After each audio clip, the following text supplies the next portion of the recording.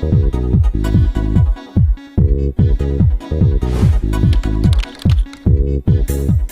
guys, this is Chris. Welcome back to my channel. We're kicking it back old school today because I'm doing a Let's Talk video and I'm not in the car. I have nowhere to go at this moment. But this is something that's very important to me. This is a topic that was brought up by one of my subscribers, but I am also combining it with a forgiveness challenge. I will post Sarah's channel down below. She started this forgiveness challenge. It was basically, about letting go. This video is going to be longer, guys, just warning. So if it's not for you, click out of it, whatever. Let's start with the forgiveness challenge. So I challenge all of you to do this. One of the good points she made, and I truly believe in this, is that you need to forgive people. And I'm not saying like all the time. Like, I'm not saying you do need to forgive. You don't have to forget. It doesn't mean they have to still be in your life or anything like that, but you do need to forgive, because when you don't forgive, you carry around this anger with you. Every time you hear the person's name or see their picture or whatever the deal is, you carry around this anger that the only thing it does is hurt you.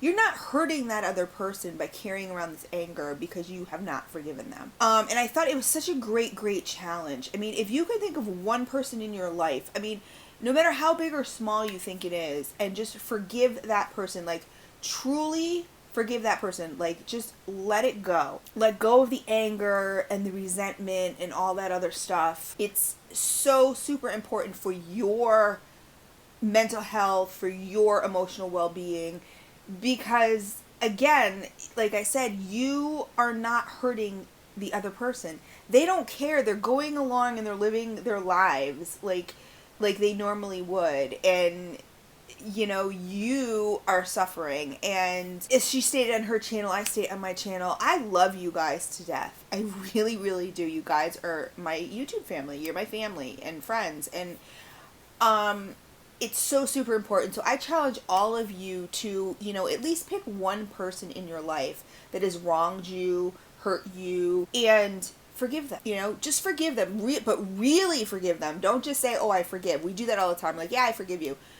But if you go back, oh, is it still bugging you? Yeah, it is. You know what I mean? You really got to let it go. And just basically, what I like to say, it is what it is. You guys know that's like my favorite saying, and it's so hard, but you really do. You need to just forgive people and let it go, because the only person you're hurting is yourself.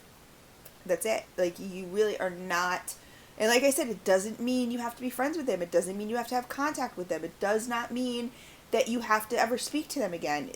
I'm not saying that. I'm not saying, forgive people and keep repeating cycles that are harmful to you. But I'm saying forgive and let it go, and honestly let it go. So I challenge all of you guys to do this forgiveness challenge. If you're a YouTube creator and you want to, I'm going to post Sarah's video below because I want to give her credit for it. But if you guys want to do a forgiveness video, go for it. But in relation to that, this kind of correlates to what my Let's Talk is about. This is kind of hard, so if there's a lot of ums and there's a lot of pauses, guys, I apologize, but I'm not going to edit this just because this is just some very real talk. It was about abuse. That is something that I have dealt with basically since, with mine, it was mostly relationship stuff. Have I been physically abused? Yes. Not to the point of, hospitalized or anything to that effect. But mostly it was emotional, mental abuse, like verbal, ridiculous abuse. And even to that sense, even like abused by friends. And this is what I say about forgiveness. Friends, I'll put it in quotes, people that I thought were friends. I am a very trusting person. I always have been, to a fault. Would I change it? No, I wouldn't change it, because it makes me who I am.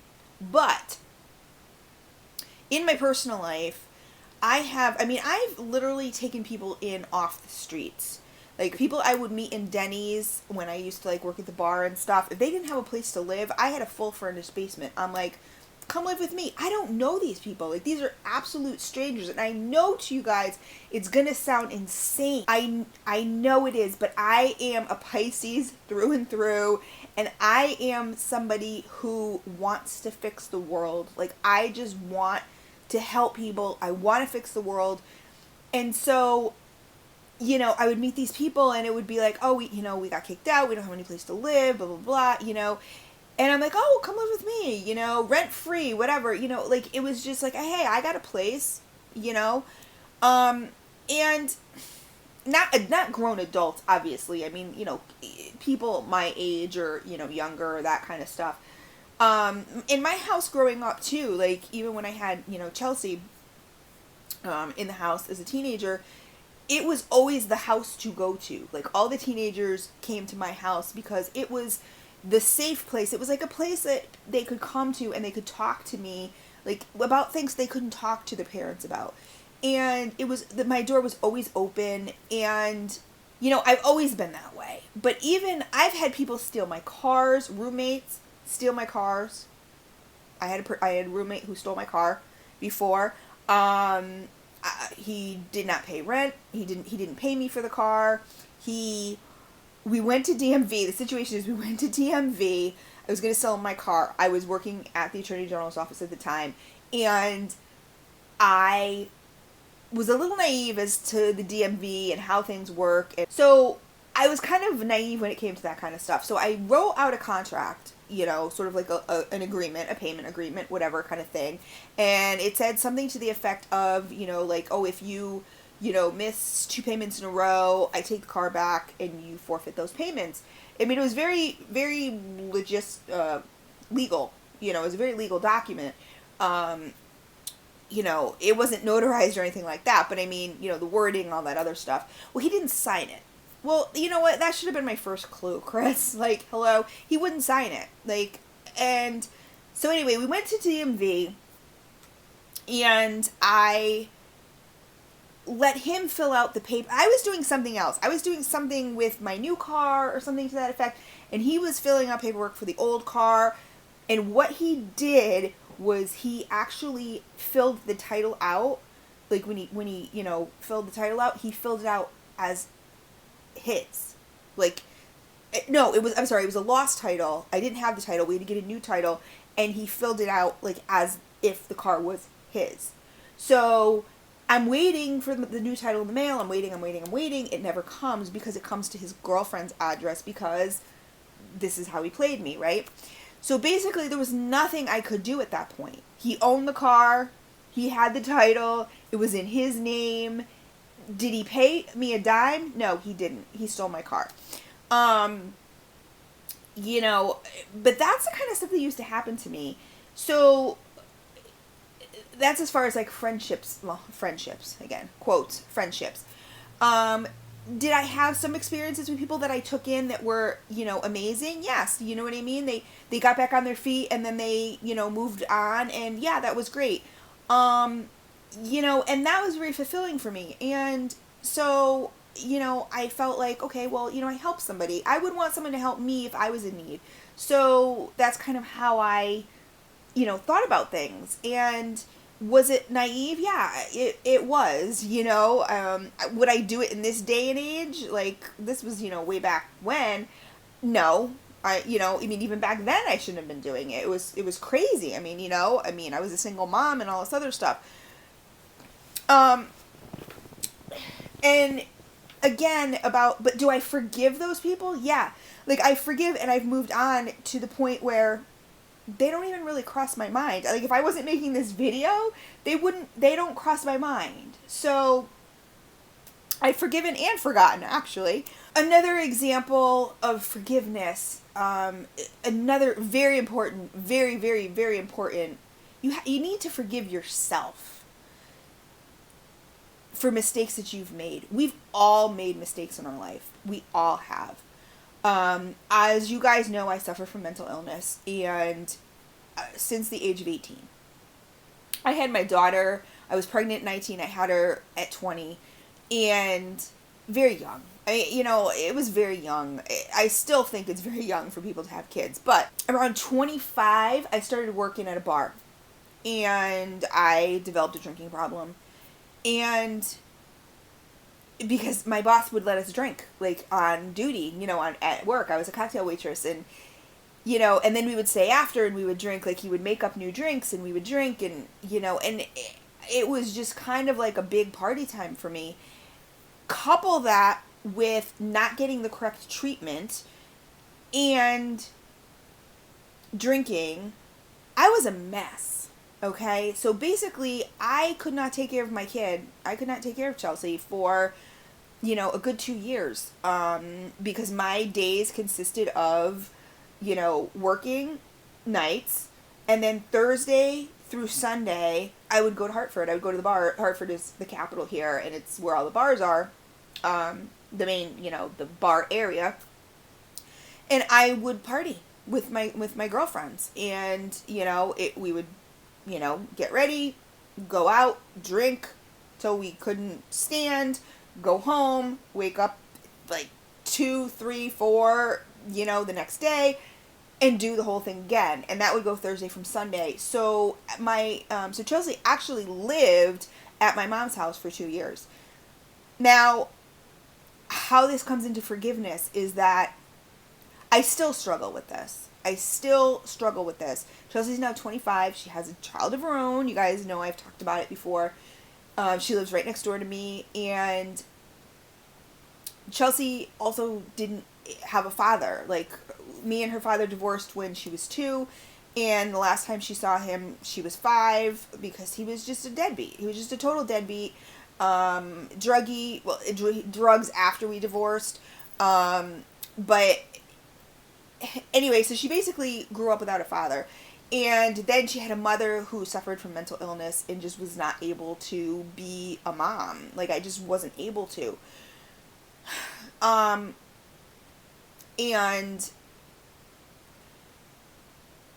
I remember, I think she was about 11, and 11 or 12, and I remember sitting in a room after I had gotten help, after, like, things started to clear up, and my life started to go a little bit better. I started being a mom. She came back to live with me, and like I said, it's not that I didn't see her for 2 years, so I don't want you guys to get it twisted. I saw her. I was over there every day. Like, I saw her every single day, but she stayed with my mom. When I met Dante's dad and started living with him and everything like that, we got Chelsea, back. I don't mean back, like, the state wasn't involved. It was just I chose to, basically say, okay, I can't do this. I was just in a bad place, and it wasn't something that I really wanted my daughter to see. So my mom basically fulfilled all the motherly duties. I didn't. I was there. I dropped in. A lot of times I stayed over, but I just wasn't, the mom. I wasn't a mom. I just wasn't. But, so forgiving yourself. I remember, I think she was about 12. I'll say like 12, 13, something like that. And there was a lot of resentment there. There's still a lot of resentment there. And I don't want to put her stuff on blast, but for my point of it, was that, I remember sitting her down and saying to her, Chelsea, I'm not that person anymore. And I wasn't, I had changed. I'm not that person anymore. I don't drink or anything like that. I haven't had a drink in, I can't tell you how many years. I won't touch it, not even a sip, nothing.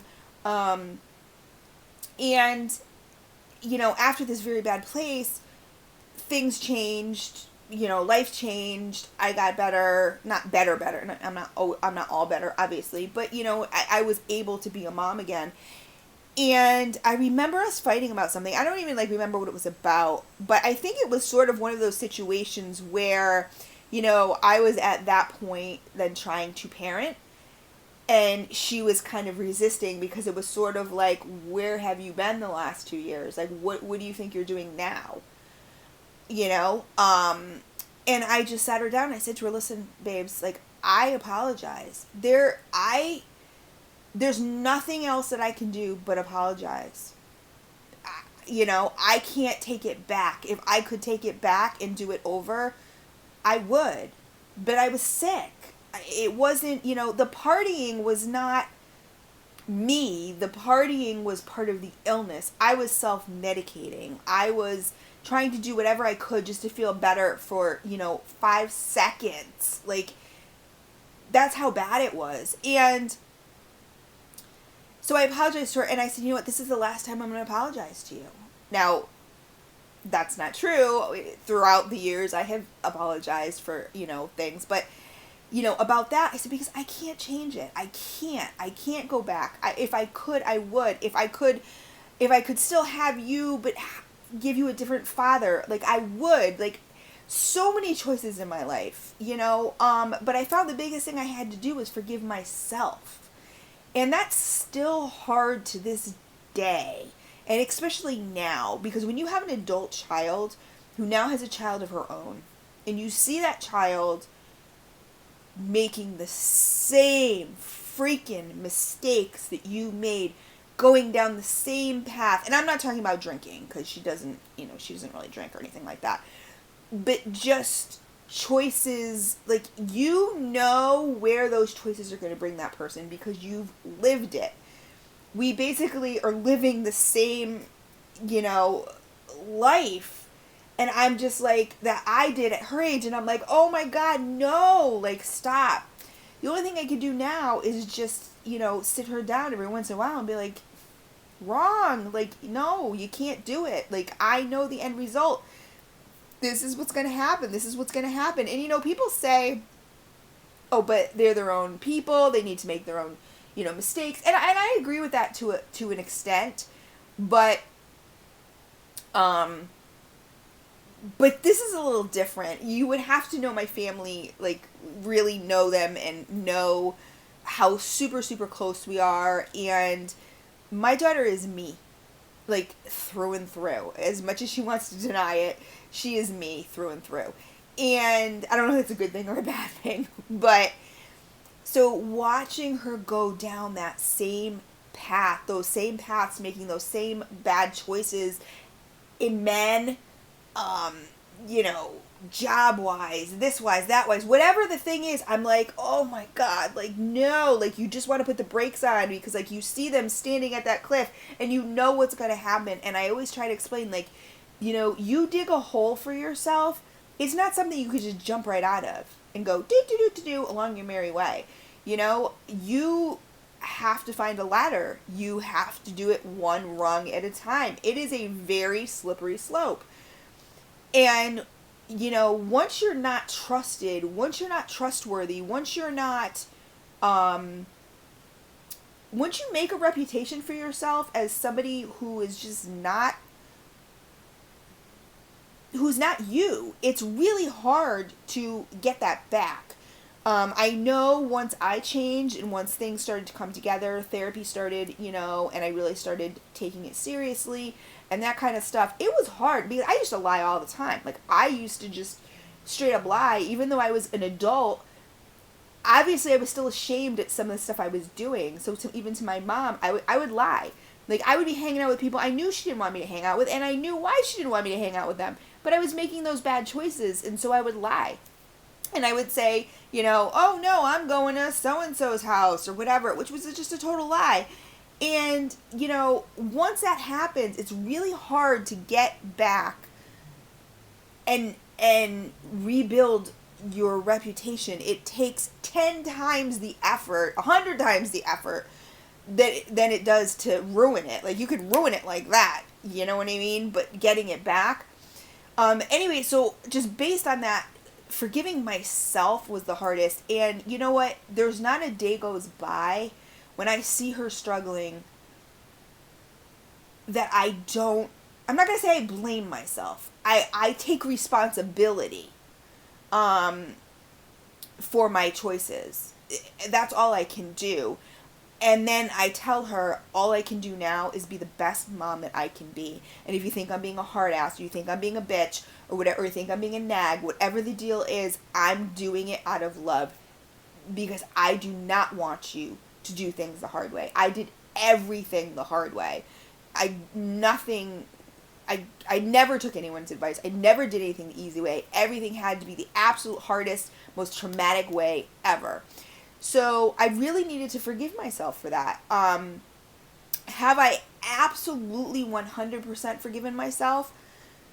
It depends. Yes, I do. I do think I have. But like again, like I said, I still do take responsibility. I still do have to own up to the fact that,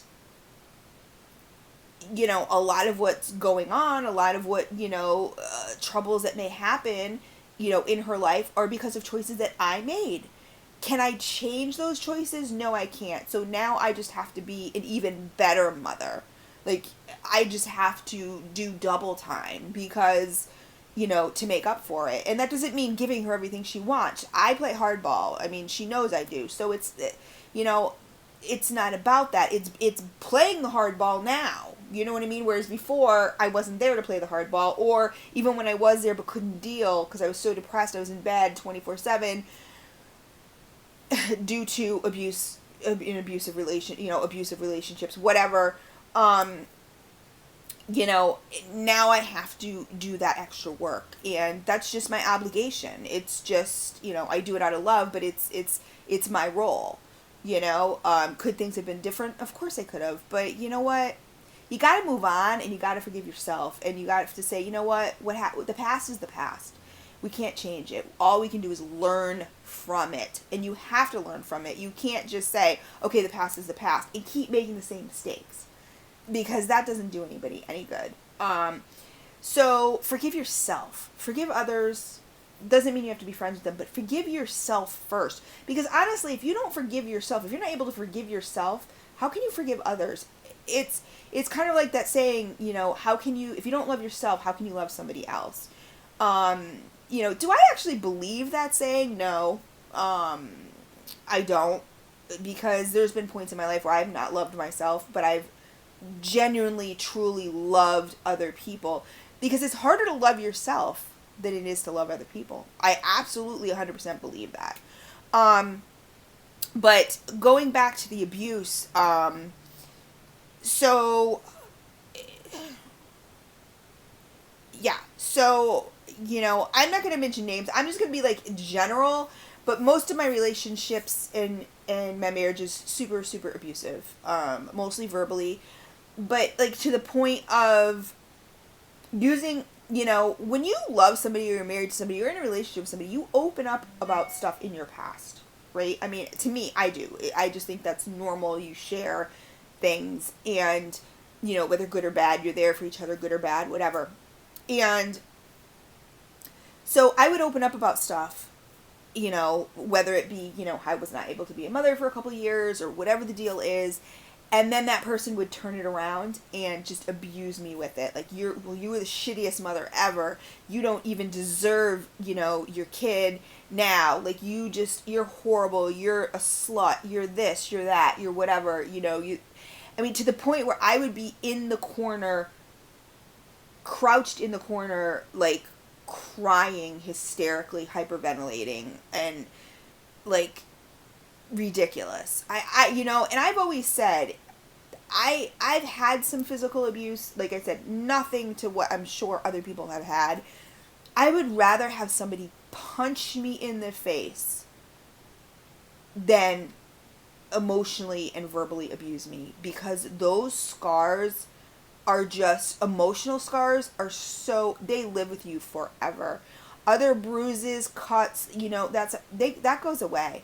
I'm not downplaying physical abuse. Please, people. I've been there. Like, no. But having suffered from both, I would rather have somebody punch me in the face than emotionally and verbally abuse me. That has done the most damage to me. What can I say about, and like I said, this is relationship after relationship after relationship. Okay. So, like, what can I say about, oh my God, my phone. Sorry. What can I say about moving forward? Honestly, like, what worked for me, all I can tell you guys is what worked for me was therapy and medication. Lots and lots of therapy. You know, with me and abuse, like, I was kind of the person that, like, I would take it because I'm going to fix this person. I'm going to make this person better. You know, these were not people that, like, you know, you would look at and, like, they didn't abuse me from the get-go, obviously. Like, I'm not dumb, but, you know, they played a good game till they knew they had me. And then it was the abuse. And then at that point, you're emotionally invested. You love that person. And you are like, oh, I'll fix him. He wasn't always this way. I'll fix him. The problem with that is that they were this way. What they are doing is playing a game with you. It's bait and hook. You know what I mean? Like, they're baiting you with all their, oh, I love you, baby. Oh my God, they're so good. You're so amazing. You're so beautiful. You're so this, you're so that. And then when they got you hooked, for me, it was usually when there was a ring on my finger. Then it was like, oh, you're a piece of shit. You're this, you're that. You're whatever. You're worthless. You're, whatever, the words were. So for me, what would happen is, like, I would take so much and take so much and take so much. And then once it moved on to my children, or I thought it would, like, I would take a lot of abuse as far as I would start fights just so it would not go on to my kids. And then, once it went on to my children, like, that was it. I was done. Like, isn't that weird how, like, and this is what I'm saying again about forgiving yourself and loving yourself. It's like you feel so worthless that you will do stuff for other people that you would never do for yourself. And I mean good things. So it was okay in my head that these people were abusing me. But then if they tried to, talk bad about my kids or whatever, that was a totally different story. Then it was like, no, I'm done, And it was basically like a switch would just flip. And I'd wake up one day and I'd be like, I want a divorce. Because I've been married twice. And I'm like, I want a divorce. And there was nothing that person could say at that point that was going to change my mind. Like, I was just done. And I don't know, like, people are like, well, at what point? I can't tell you. There wasn't even anything specifically that happened. It was just, I woke up one day and was like, I want a divorce. That was it. A switch went off and that was it. And that's kind of how I am in life in general. I can give, and you can push me. And probably more than most people. But once I'm done, I'm done. Like, you no longer exist to me. Like, I have no feelings for you whatsoever. Like, it just off like that. So, but like I said, the healing process, therapy, you guys, and I know people make excuses. I can't. I don't have time. Oh, my insurance won't cover it. You know what? Find somebody that make the time. If you cannot devote an hour, 45 minutes, they don't even do hours anymore, 45 minutes for yourself and for your well-being so you can be a better person, so that your children can see you be a better person, so your children can look up to you as a better person and they can learn by example from you, then that's just sad. You need therapy. I am not a therapist, so these are just my experiences, but you cannot do it yourself. You can't. And if you say you have, I'm not calling anybody a liar, but I do believe your problems will resurface at some point because you can't. These professionals are there for a reason. So people need to stop making excuses and just get therapy. Get therapy and talk and be honest in therapy. Don't go there and just waste someone's time. Be honest. Therapy is hard. It is so hard. You have to talk about the hard stuff. It's going to be painful. Okay? But you have to think to yourself, how much pain have you already gone through and you survived? Well, so if and you were doing it for no reason. Like, you were just being abused and you weren't, you dealt with it and you put up with it, or whatever the deal, was in your situation, for no end result, no good end result. So if you're going to go for 45 minutes, make there be a good end result. Do the work. Anything in life takes hard work. If you want something, it doesn't just come to you. It doesn't just fall in your lap. But that's what I would suggest is therapy. But really, guys, like, I have had the gambit of abuse in my life. I no longer deal with it. Like, I don't even deal with anybody talking to me disrespectfully. I mean, I don't. Like, Marin and I have two totally different personalities. Like, we are polar opposites, where he's so old school and I'm super new school. There's certain things that he just doesn't agree with that I think are perfectly fine. He can be very closed-minded, where I'm totally open-minded. Are we both stubborn? Absolutely. But there's times we'll get in fights and I'll be like, don't talk to me that way, because there's the door. Like, this ring can come off just as easily as it went on. It's just a piece of metal. I mean, obviously, I'm not trying to demean it. You know what I mean? It's a symbol. But I'm saying in general, you know what I mean? This doesn't mean you own me. This does not mean that you have the right to speak to me any certain way, No. If you want respect, you're going to respect me. Don't speak to me that way. If you talk to your coworkers that way, that's your business. You talk to other family members that way, that's your business. Do not speak to me that way. Do not speak to my children that way. Do not speak to my family that way. When you put respect out, you get respect in. It doesn't work the other way. It's not a, I can just say whatever I want and be disrespectful, but that person has to respect me. No, they don't. And they're not going to. But again, going back to the abuse, like, I'm now at the point, like I said, I don't take shit from anybody. I just don't. I've lost the ability. Like, I've just sort of, I don't know. And is it a good thing? Is it a bad thing? I don't know. It depends. It depends on the situation. Am I heartless? Oh my God, you guys know, if you guys have been around long enough, you guys know I'm far from heartless. I'm far from heartless, and I still do too much, probably.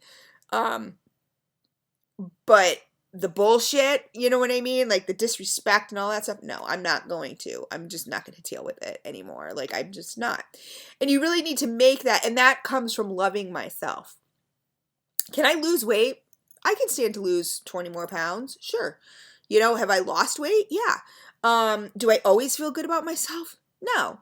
Do I feel good about myself to come on camera without makeup and with my hair a mess? Yes, I do, because what matters is what's in here. And so I genuinely love myself enough to, at this point in my life, at 45, guys, please, my younger subscribers, don't wait until you're my age to learn all this stuff. God, if I can reach one person, go to therapy. If you're in a bad relationship, get out of it. Don't stay in it because of the kids, okay? Please, all you're teaching them is that abusive relationships are the norm. And what's going to happen is they are going to turn around. If you think they don't hear, if you think they don't see, they do. They see and hear everything. You're teaching them it's the norm. Your sons are going to abuse their girlfriends. Your daughters are going to get into abusive relationships. It's just how it happens. Don't put your head in the sand. Get out. Even if you have to, I know this sounds bad, but this is all stuff that I've done. Like, if you have to go to a shelter, go to a shelter. I mean, I had family, so I didn't have to go to a shelter, but I have friends that have gone to shelters before. Would I have? Yes, because like I said, I've gone to food pantries before. I've done what I need to do to provide for my family. there's always options. So people who say, I don't have any choice, I have no options, you do. You always have a choice. You choose not to because it's too hard, or you're afraid, or whatever the deal is, but it needs to stop. You have to look at yourself and know you are worth more, and it will not always be this way. You change yourself, you go into therapy, you do the hard work in therapy, you come out a totally different person. You will attract different people, you will attract people more of your caliber, you will not settle for people less than you. Your relationships will be a lot more fulfilling. I don't know what else to say, guys, but I hope this video reaches you guys. I hope, please comment down below if you feel, you know, inclined to. If it's too personal for you, my email is in the description box. You can reach out to me there. I will be happy to answer any and all questions. You know, if you guys just want to share your story, but you're not comfortable sharing it on YouTube, on that kind of forum, you can email me. Like I said, it's in the description bar, my email. And yeah, guys, so that is the 2 topics, the forgiveness challenge.